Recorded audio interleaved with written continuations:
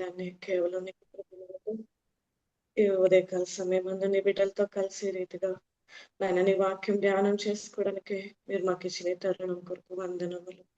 నా నోటికి నోరేయండి. ఇక్కడైతే నాకంటే యోగ్యులు, పరిశుద్ధులు దేవా నా ముందున్నారు. దేవా వాళ్ళకు బోధించటకు నాకు ఏమాత్రం అర్హత లేదు, కానీ కేవలం నీ కృపను బట్టి అడుగుచున్నాను.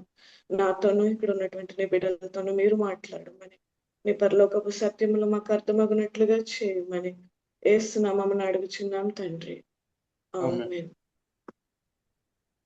అందరికీ ప్రైజ్ ది లార్డ్ అండి. దేవుడు నాకు ఇచ్చిన ఈ అవకాశాన్ని బట్టి స్తుతిస్తున్నాను. నేను యవనస్తులకి లేకపోతే యూత్ సండే స్కూల్ వరకు పరిచర్య చేశాను, కానీ అంతకంటే పెద్ద ఏజ్ వాళ్ళకి నేను ఎప్పుడు వాక్యం బోధించలేదు. దేవుడు తన కృపనిచ్చేలాగా నన్ను ప్రార్థనలో జ్ఞాపకం చేసుకోండి. ఇక్కడ మనం ఎస్తేరు గ్రంథం మనం ధ్యానం చేసినట్లయితే కొన్ని అమూల్యమైన విషయాలను దేవుడు మనతో బోధిస్తానన్నాడు. వాటిని ధ్యానం చేద్దాం ఈ ఉదయకాల సమయమందు. ఎస్తేరు గ్రంథంలో ఒక రిమార్కబుల్ ఈవెంట్, హిస్టారికల్ ఈవెంట్ ఒకటి మనం చూస్తున్నామండి. యూదులు దేవుడు కవనెంట్ పీపుల్ అన్నమాట. అంటే వాగ్దానం చేయబడినటువంటి ఆ వాగ్దాన సమాజం అంతటిని కూడా సాతానుడు డిస్ట్రాయ్ చేయాలనుకున్నప్పుడు వారిని రక్షించటానికి ఒక యవనస్తురాలని యూదురాలని దేవుడు ఎన్నుకోవడం ఇక్కడ మనం ఈ ఎస్తేరు గ్రంథంలో మనం చూస్తున్నాం. ఇక్కడ పారసిక రాజ్యము, పర్షియన్ కింగ్ అయినటువంటి అహష్వేరోషు రాజు 485 నుంచి 464 BC వరకు ఆయన రూల్ చేశాడు. ఇది ప్యారలల్ గా ఎజ్రా గ్రంథానికి ప్యారలల్ గా ఎస్తేరు గ్రంథం ఉంటుంది. ఎజ్రా గ్రంథంలో పారసిక రాజు అయినటువంటి కోరేషు ఆధ్వర్యంలో కొంతమంది ఇజ్రాయేలీలు బానిసలుగా ఉన్నటువంటి ఇజ్రాయేలీలు తిరిగి ఇజ్రాయెల్ దేశానికి వెళ్ళడం జరిగింది. జెరుబ్బాబెలు నాయకత్వంలో కొంతమంది వెళ్ళారు. ఆ తర్వాత ఎజ్రా గ్రంథము 4వ అధ్యాయము 6వ వచనం మనం చూసినట్లయితే 4వ అధ్యాయము 6వ వచనం, మరియు అహష్వేరోషు ఏలన ఆరంభించినప్పుడు వారు యూదా దేశస్థులను గూర్చియు యెరూషలేము పట్టణము వారిని గూర్చియు ఉత్తరము రాసి వారి మీద తప్పు మోపిరి. సో ఈ రెండు కూడా ఎజ్రా గ్రంథము ఎస్తేరు గ్రంథం ప్యారలల్ గా వెళ్తున్నాయి. సెకండ్ ట్రిప్ లో మరొకసారి ఎజ్రా నాయకత్వంలో ఇంకొద్ది మంది, మిగిలినటువంటి వారు అందరూ కాదు కానీ ఇంకొద్ది మంది తిరిగి యెరూషలేము వెళ్ళడానికి, అక్కడ దేవుని మందిరం తిరిగి రీబిల్డ్ చేయడానికి రీబిల్డ్ చేయడం జరిగింది అనమాట. సో ఇక్కడ ఫస్ట్ అషూరు సామ్రాజ్యం ఉంది. ఆ తర్వాత అది పడిపోయిన తర్వాత బబులోను సామ్రాజ్యం రెయిన్ చేసింది. దాని తర్వాత అది పడిపోయిన తర్వాత సామ్రాజ్యాలు బబులోను సామ్రాజ్యం పడిపోయిన తర్వాత ఇప్పుడు ఇక్కడ పారసీక రాజ్యము, పర్షియన్ ఎంపైర్, సో అది డామినెంట్ గా రూల్ చేస్తా ఉంది అనమాట. వరల్డ్ అంతటిని రూల్ చేస్తా ఉంది. అహష్వేరోషు రాజు 127 ప్రావిన్సెస్ ని రూల్ చేస్తా ఉన్నాడు. ఇండియా నుండి ఇథియోపియా వరకు, కూషు దేశము నుండి ఇథియోపియా వరకు కూడా తను రూల్ చేయడం జరిగింది. సో ఆ పీరియడ్ ఆఫ్ టైంలో సాతాను వేసినటువంటి ఒక తంత్రము, లేకపోతే వాడు దేవుని యొక్క వాగ్దానాలను డిస్ట్రాయ్ చేయడానికి, క్రష్ చేయడానికి దేవుడు హామాను అనే వ్యక్తిని వాడుకున్నాడు. హామాన్ ఏం చేస్తున్నాడు, ఇక్కడ యూదుల్లో కొంతమంది తనకు నచ్చని పని చేయడం వల్ల వాళ్ళ కొద్ది మందిని పనిష్ చేయడం మానేసి యూదులందరినీ కూడా, ఆ 127 ప్రావిన్సెస్ లో ఉన్నటువంటి యూదులందరినీ కూడా నాశనం చేయడానికి తను ఒక పన్నాగం ప్లాన్ చేశాడు. సో దానివల్ల ఏమవుతుంది అంటే అబ్రహాము సంతానమైనటువంటి యూదులు, దేవుని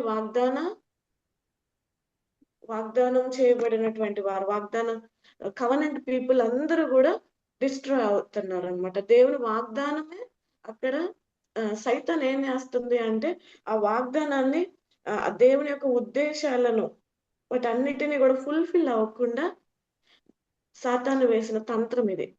సో ఇలాంటి పరిస్థితుల్లో దేవుడు ఈ యూదులందరినీ నాశనం చేసేయడానికి సైతాను వేసినటువంటి ఆ ప్లాన్ నుండి, ఆ పన్నాగం నుండి ప్రజలను రక్షించటానికి ఏదో గొప్ప యుద్ధం జరిగించలేదక్కడ. లేకపోతే ఒక మైటీ వారియర్‌ని నిలబెట్టలేదు. తర్వాత ఒక ఆర్మీ గాని, ఒక పరాక్రమశాలుడు గాని అలాగేమీ లేదు గానీ, కేవలం ఒక హ్మ్. విధవ ఆర్ఫన్‌ని అనాథ అమ్మాయిని, యవనస్తురాలైనటువంటి ఒక యూదురాలిని, అందులోనూ ఒక క్యాప్టివ్‌గా ఎళ్ళినటువంటి ఒక ఆమెని దేవుడు ఎన్నుకొని, తన వాగ్దానంతో కూడినటువంటి ఆ ప్రజలను సాతాను యొక్క పన్నాగం నుండి వారిని రక్షించటానికి దేవుడు వాడుకున్నాడు. తనే Esther. Esther she is an orphan. Okay. ఆ తర్వాత యవనస్తురాలు, యూదురాలు వాళ్ళే ఇజ్రాయేలు దేశం నుండి క్యాప్టివ్‌గా ఆ బబులోను సామ్రాజ్యానికి ఆ తర్వాత ఈ ఉన్ తీసుకొని పోబడినారనమాట. ఆ యవనస్తురాలైన బిడ్డను వాడుకొని దేవుడు ఒక ఆశ్చర్య కార్యాన్ని తన వాగ్దానం చేయబడిన కమ్యూనిటీ అంతటిని కాపాడుకోవడానికి ప్రభు సహాయం చేశాడు. సో, ఇక్కడ మనం చూస్తుంటే ఎవరైతే దేవుని చిత్తంలో చేయాలి అనుకుంటున్నారో, దేవుని చిత్తంలో నా జీవితం నేనుంటాను, దేవుడు ఏం చెప్తే అది చేస్తాను అని అనుకుంటున్నాడో, అలాంటి వారిని ప్రభు వాడుకుంటాడు. ఇక్కడ ఎస్తేర్‌ని, మొర్దెకైని వాడుకొని దేవుడు తన కవెనెంట్ పీపుల్ అందరిని కూడా నాశనం అవ్వకుండా వారిని కాపాడటం మనం చూస్తున్నాం. ఎస్తేరు గ్రంథంలో సెంట్రల్ మెసేజ్ ఏంటి అంటే, దేవుని యొక్క సార్వభౌమాధికారం. God's sovereignty.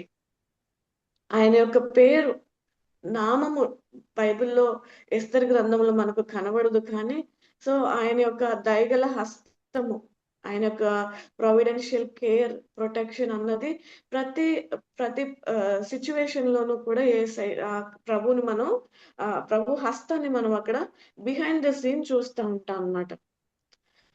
ఒక ప్రక్కనేమో ఎజ్రా జెరుబ్బయలు నాయకత్వంలో యెరూషలేమునకు వెళ్ళినటువంటి వారు మందిరాన్ని తిరిగి రీబిల్డ్ చేస్తుంటే, అక్కడ సైతాను ఆహ్, ఎన్నో తంత్రాలు రేపి మందిరం తిరిగి కట్టబడకుండా ఆపుతున్నాడు ఓ పక్కన సైతాను. మరో ప్రక్కన సైతాన్ ఏం చేస్తున్నాడు ఇక్కడ ఆహ్, ఈ కవెనెంట్ కమ్యూనిటీ అంతటిని కూడా డిస్ట్రాయ్ చేయడానికి హామాను ద్వారా పన్నాగం పన్నాడు. ఇలాంటి సిట్యుయేషన్స్‌లో దేవుడు ఇన్వాల్వ్ అయ్యి, ఇంటర్వీన్ అయ్యి, జోక్యం చేసుకొని, సో ఒక ధైర్యం కలిగిన ఒక యవనస్తురాల్ని లేపి, వాళ్ళందరినీ రక్షించటానికి దేవుడు వాడుకుంటున్నాడనమాట. ఎస్తేరు గ్రంథము మొదటి అధ్యాయము 11, 12 వచనాలు మనం చూసినట్లయితే, అక్కడ రాజైన అహష్వేరోషు తన 127 ప్రావిన్సెస్‌లో ఉన్నటువంటి అధిపతులందరికీ, ఆ నాయకులందరిని పిలిచి వాళ్ళకి విందును ఏర్పాటు చేస్తాడు. 7 దినాలు విందు ఏర్పాటు చేసిన తర్వాత తన భార్య అయిన వష్టి సౌందర్యవంతురాలు, ఆమెను వాళ్ళందరికీ చూపించాలన్న దానితో ఆమెను రమ్మని చెప్పడం. సో, ఆమె యొక్క మోటివ్ ఏంటి అన్నది రకరకాలుగా ఉంటది. దాని గురించి ఇప్పుడు మనం డిస్కస్ చేయం గానీ, సో, ఆమె యొక్క మోటివ్‌ని బట్టి ఆమె రావడానికి ఇష్టపడదు. ఇష్టపడకపోయేసరికి రాజుకి కోపమొచ్చి ఆమెని రాణిగా ఉండడానికి, రాణి పదవి నుంచి ఆమెను తొలగించటం జరిగింది. సో, ఎప్పుడైతే వస్తే అక్కడికి రావడానికి ఇష్టపడలేదో, సో, అక్కడ దేవుడు ఒక క్రూషియల్ డోర్‌ని ఓపెన్ చేశాడన్నమాట. ఓకే. సో, ఆ డోర్ ఓపెన్ చేయడం వల్ల ఎస్తేరు, యూదురాలైనటువంటి Esther, so, she became the queen. Okay.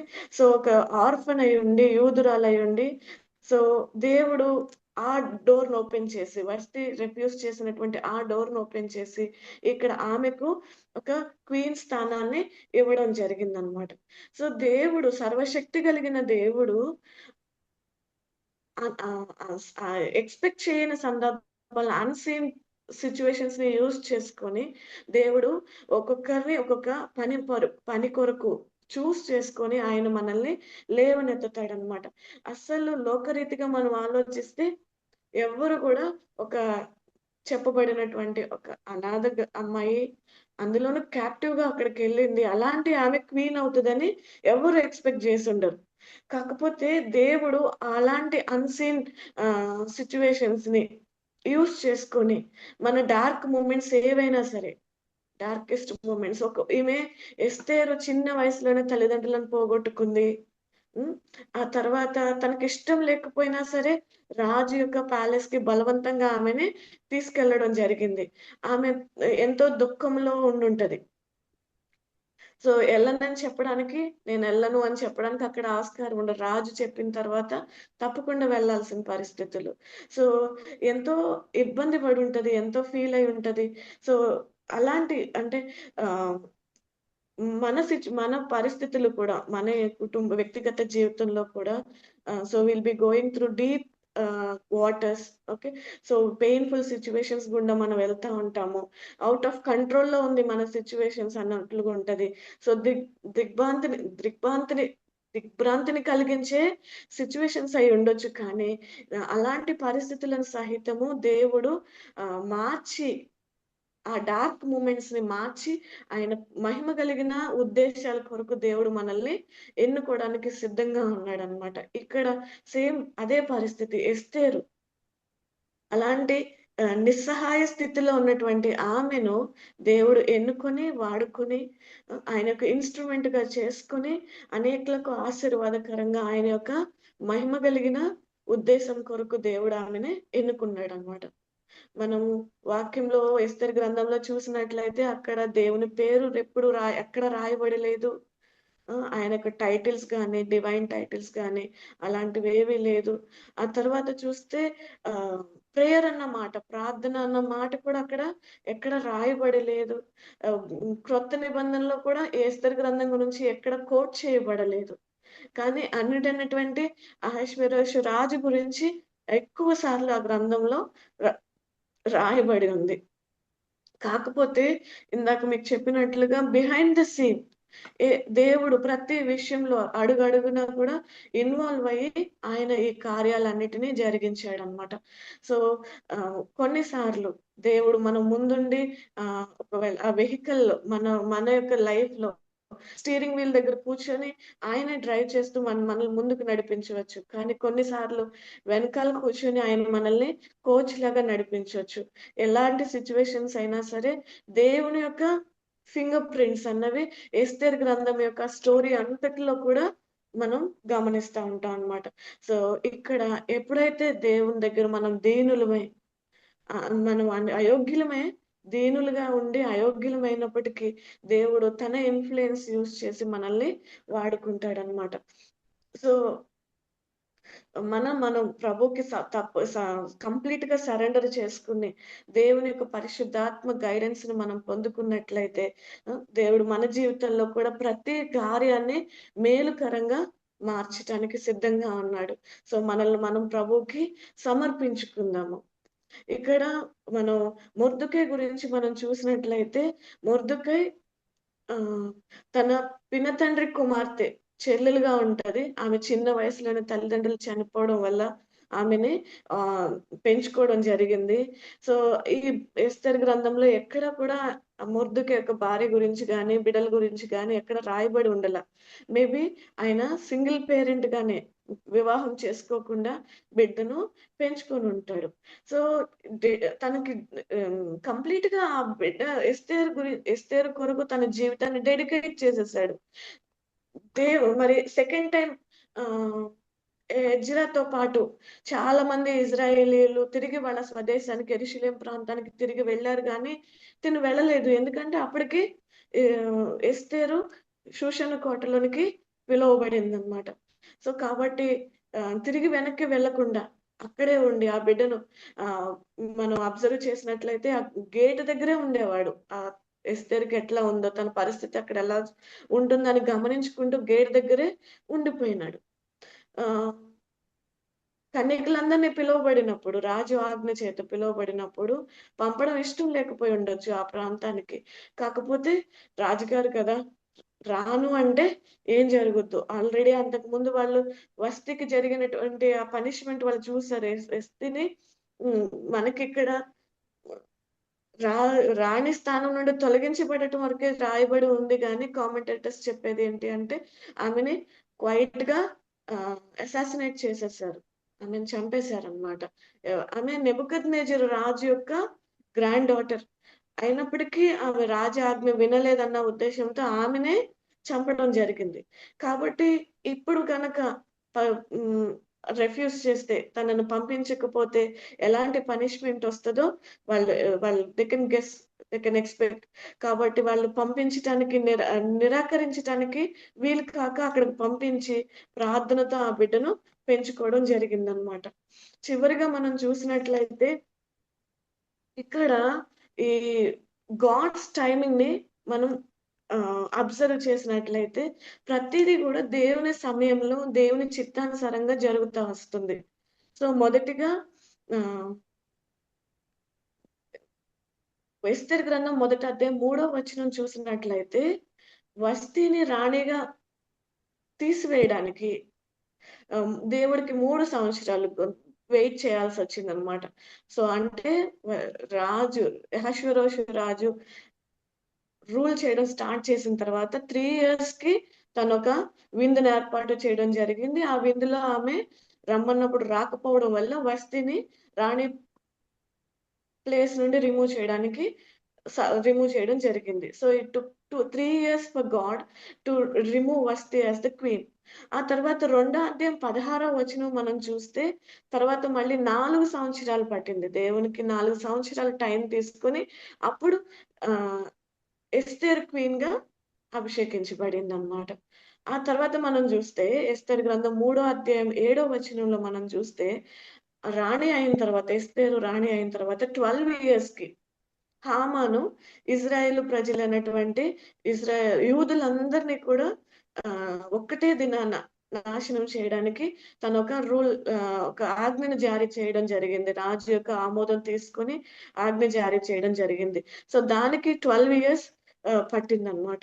So, తర్వాత ఒ ఆ ఆజ్ఞ నెరవేర్చటానికి they took 1 year. Okay. So, ఆదారు నెల మొదటి తారీఖు అని అట్లాగా సరిగ్గా 1 ఇయర్ ముందుగానే ఆ డిక్రీ, ఆ ఆజ్ఞను వారు జారీ చేయడం జరిగింది. వచ్చే సంవత్సరం సరిగ్గా పలానా రోజు ఈ యూదులందరిని 127 ప్రావిన్సెస్‌లో ఉన్నటువంటి యూదులందరిని ఒకటే దినాన చంపేయడానికి వాళ్ళు ప్లాన్ చేశారనమాట. సో, గాడ్స్ టైమింగ్ అన్నది ఇక్కడ మనం అబ్జర్వ్ చేస్తే సో, క్లియర్‌గా మనకి ఎస్తేరు గ్రంథంలో ఎక్కువగా దాని యొక్క ఇంపార్టెన్స్ మనం చూస్తాం. ప్రతి దానికి కూడా సో, టైమింగ్ పెట్టుకున్నారనమాట. ఈ 1 ఇయర్ టైమ్‌లో యూదులందరూ ప్రార్థన చేయటం, మనకు తెలుసు ఎస్తేరు ఉపవాసం ఉండి ప్రార్థన చేయటం. తన పనికెత్తెలతో మొరపెట్టటం. యూదులందరూ కూడా ఎక్కడెక్కడ చెదిరిపోయి ఉన్నారో ఆ ప్రాంతాల్లో సినగాగ్స్‌లోకి వెళ్లి మొరపెట్టటం. ఆశ్చర్యరీతిగా దేవుడు ఆ పన్నాగమంతటి నుంచి సాతాను యొక్క ఆహ్, ప్లాన్ ఏదైతే అబ్రహాము సంతానమైనటువంటి యూదులు కవెనెంట్ కమ్యూనిటీ అంతటిని ఒకే రోజు డిస్ట్రాయ్ చేయాలని సాతానేసిన ఆ ప్లాన్‌ని ఉపవాస ప్రార్థన ద్వారా వాళ్ళు జయించటానికి ఆహ్, రాజుగారి ముద్ర వేయబడిన ఆ ఆజ్ఞ తొలగించబడటానికి దేవుడు ఎలాగో సహాయం చేశాడో మనకు తెలుసు. So so, nothing happens too early. Nothing happens too late. So, ప్రతీది కూడా ఉద్దేశపూర్వకంగానే దేవుడు జరిగిస్తా ఉన్నాడు. సో, అక్కడ ఉన్నటువంటి ఈవెంట్స్‌ని బట్టి, సిట్యుయేషన్స్‌ని బట్టి God is not reacting. But ప్రతి దాన్ని కూడా ప్రణాళికాబద్ధంగా మన జీవితంలో ఆయన జరిగిస్తున్నాడు. సో, మనల్ని మనం ప్రభుకి కంప్లీట్‌గా సరెండర్ చేసుకొని, ఆయన యొక్క చిత్తానికి లోబడినప్పుడు మనల్ని ఆయన వాడుకుంటాడు. ఈ లోకంలో ఎక్స్‌పెక్ట్ చేయలేని స్థితిలో, ఎక్స్‌పెక్ట్ చేయలేని సిట్యుయేషన్స్‌లో ఆయన రాజ్య వ్యాప్తి కొరకు సాతాను వేసే పన్నాగాలను డిస్ట్రాయ్ చేసి, ఆయన ఉద్దేశాలు మహిమకరమైన ఆయన గొప్ప ఉద్దేశాలకు ప్రభు మనందరిని వాడుకున్నట్లుగా ప్రార్థన చేసుకుందాము. దేవుడి పరిశుద్ధ వాక్యాన్ని దీవించును గాక.